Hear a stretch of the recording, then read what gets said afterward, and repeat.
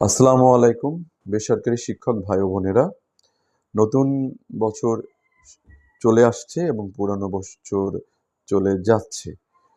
তো একটা বিষয় হলো যে আমাদের ভাগ্যের কোনো চাকা কিন্তু পরিবর্তন হচ্ছে না।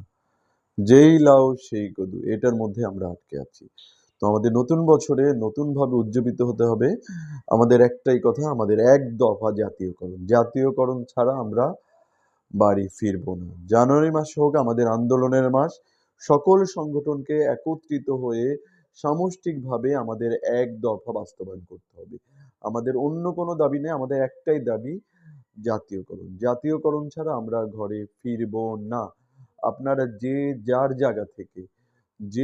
জায়গা থেকে সর্বোচ্চ চেষ্টা করবেন এবং এবার শারীরিকভাবে যেটা মানসিকভাবে, অর্থনৈতিকভাবে আপনারা সবাই